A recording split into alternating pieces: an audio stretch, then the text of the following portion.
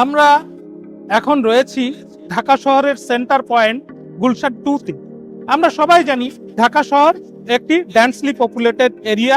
এখানে যানবাহনের চাপ রয়েছে এবং যাওয়া আসা করা খুবই ঝামেলা। কিন্তু আমরা আজকে আমাদের দুটি শহর জলসিঁড়ি এবং বসুন্ধরায় যাব। দেখতে পাবেন কত অল্প সময়ে আমরা পৌঁছে যাব সেন্টার পয়েন্ট থেকে দুটি খোলামেলা সুন্দর এবং স্বচ্ছ আবাসস্থলের জায়গা বসুন্ধরা এবং জলসিঁড়িতে। এখন আমাদের সাথে রয়েছেন একটি প্রথিতযশা ডেভেলপমেন্ট কোম্পানি, সেই কোম্পানির managing director mister Sunny. Nasim ভাই, তাহলে চলেন আমরা আমাদের যে ফিউচার প্রজেক্ট এবং একটা প্ল্যান এরিয়া রয়েছে ওইটা আমরা ভিজিট করি এবং আপনি আপনার ভিউয়ার্সদেরকে দেখাতে পারবেন আসলে যে মডার্ন সিটি এবং যে প্ল্যান ওয়েতে তারা এটাকে ডিজাইন করেছে ফিউচার রেসিডেন্টের জন্য। তো you can show to your viewers, I think. ঠিক আছে।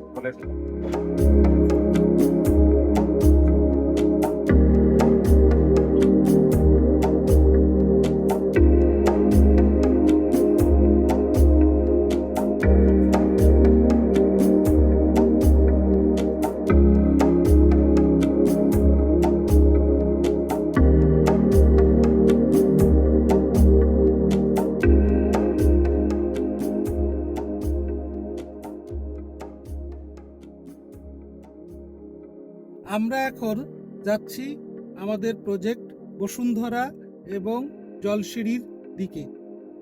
আমাদের সাথে ফরচুনেটলি আমরা পেয়েছি একজন প্রথিতযশা ডেভেলপার এবং রিয়েল এস্টেট ব্যবসায়ী জনাব সানি সাহেবকে, এবং তার সাথে পেয়েছি প্রথিতযশা আর্কিটেক্ট জনাব মাহিম সাহেবকে। সানি ভাই, আপনি আপনার এই প্রজেক্ট নিয়ে কি ভাবছেন? Basically, our goal not just to hand over a unit or a project.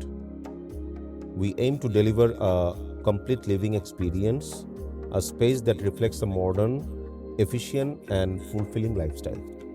So, যেটা হয়েছে যে এই রিয়েল এস্টেট বিজনেস যখন আমি স্টার্ট করলাম, ওই রিয়েল এস্টেট বিজনেস থেকেই আমার পদার্পণটা হসপিটালিটি সেক্টরে। আমার যে 4 স্টার হোটেল আছে golden tulip the grand mark Dhaka, আমার ওই রিয়েল এস্টেট করতে গিয়েই ওটাকে কনভার্ট করলাম আমি টু দ্য হোটেল। এবং ওইখানে আমার এই হোটেল করতে গিয়ে যে এক্সপিরিয়েন্সগুলো হলো অ্যাবাউট গেস্ট ফ্যাসিলিটিস, এমিনিটিস এবং গেস্টের কমফোর্টনেসের জন্য যে জিনিসগুলোকে ইন্ট্রোডিউস করাতে হয় এবং এগুলা সার্ভিসটা কিভাবে আমরা এনশিওর করব, কোয়ালিটিটা কিভাবে এনশিওর করব এবং একটা গেস্টকে 100% কিভাবে হ্যাপি করা যায়। সো ওই দিক থেকে আবার আমি কিছু এক্সপিরিয়েন্স গ্যাদার করি এবং ওইটাকে আবার আমি এখন আমার রিয়েল স্টেটে ওইটাকে ইমপ্লিমেন্ট করছি। এবং তার জন্যই আমাদের নতুন কিছু প্রজেক্ট আমরা যেটা নিয়েছি জলসিঁড়ি এবং বসুন্ধরাতে, ওগুলো নিয়েই আজকে আমরা যাচ্ছি আমাদের প্রজেক্ট ভিজিট করতে। এবং আমি আমাদের টোটাল কোলাবোরেশনটা আমাদের যে আর্কিটেকচারাল যে কনসালটেন্ট আর্কিটেক্ট মাহিম ভাই, উনি আমার সাথে আছেন এবং ওনার কাছ থেকে আমরা শুনবো। হ্যাঁ, সানি ভাইয়ের কথা থেকে যেটা আমি বুঝলাম যে আমাদের কিন্তু অলওয়েজই আমাদের ক্লায়েন্টরা বলে যে হোয়াই নট আমরা বাসা বাড়ির ভিতরে হোটেলের মতো এত গুছানো স্পেস পাই না। আমাদের লাইফস্টাইলের যে ফ্যাসিলিটিসগুলো লাগে, সেটা ইলেকট্রিক্যাল বলি, প্লাম্বিং বলি, আদার্স যতগুলো ইস্যুস আছে যেটা আমাদের লাইফস্টাইলকে খুব হ্যাপি করে, সেগুলো আমরা হোটেলের মতো কেন বাসা বাড়িতে করতে পারি না। অ্যান্ড আমার মনে হচ্ছে সানি ভাইয়ের কথা শুনে যে সে ওই এক্সপিরিয়েন্সটা উনি hotel business, that means hospitality business থেকে সেটা গেইন করেছে। এখন সে হয়তো ওই এক্সপিরিয়েন্সগুলোকে এখানে যখন আপনি রিয়েল এস্টেটে সে কনভার্ট করতে পারবে একটা অ্যাপার্টমেন্টের ভিতরে, দেন এটা আমাদের লাইফস্টাইলকে একটা ইন্টারন্যাশনাল স্ট্যান্ডার্ড লেভেলে নিয়ে যাবে। এটাকে আমাদের গ্রামাটিক্যালি যদি আমরা বলতে চাই যে এটা আমরা বলি যে এফোর্টলেস লিভিং, যে আমাদের একটা বাসায় থাকতে যে যে ফ্যাসিলিটিস লাগে সেগুলির জন্য আমরা অনায়াসে একই সেম জায়গায় অনায়াসে আমরা যে কাছাকাছি পাই, এটার জন্য কারোর কাছে যেতে না হয়, কোনো কমপ্লেন করতে না হয় কোনো অথরিটিকে, এগুলি যেন স্মুথলি যেন অপারেট হয়, এটাকেই আমরা এফোর্টলেস বলি বা কমপ্লায়েন্স বলি আমাদের ভাষায়। সেই জিনিসটা হয়তো আমাদের রিয়েল এস্টেটে এখনও পর্যন্ত ওই জিনিসটা ডেভেলপ করা নাই। বাট ফর্চুনেটলি যেহেতু সানি ভাই হসপিটালিটি সেক্টরে দীর্ঘদিন কাজ করেছে, প্লাস 4 স্টার একটা হোটেল সে অপারেট করছে অ্যাজ এ ম্যানেজিং ডিরেক্টর হিসেবে, সো এটা খুব কাছ থেকে সে দেখেছে। তো এটাকে যদি এখন সে রিয়েল এস্টেটে কনভার্ট করতে পারে, then I think it will be a nice and unique project of our country.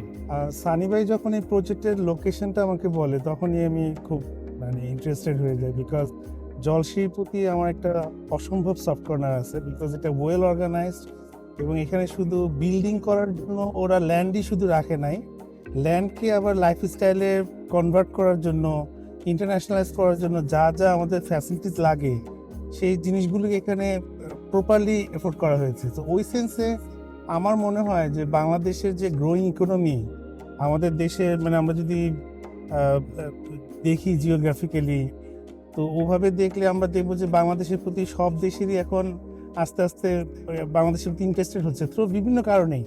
তো ওই জন্য আমরা বলবো যে আমাদের সেক্টরে একটা ওয়ার্ড আছে যে আমরা বলি যে কসমোপলিটন সিটি ডেভেলপ করা, যেটা অলরেডি কুয়ালালামপুর, ব্যাংকক, দুবাইয়ের কথা যদি আমরা বলি যে একটা শহরে বিভিন্ন কালচারের, বিভিন্ন দেশের পোটেনশিয়াল যারা আছেন, তারা সাকসেসফুল লোকজন তারা ওখানে গিয়ে বসবাস করেন বা ওখানকার প্রপার্টি কিনেন।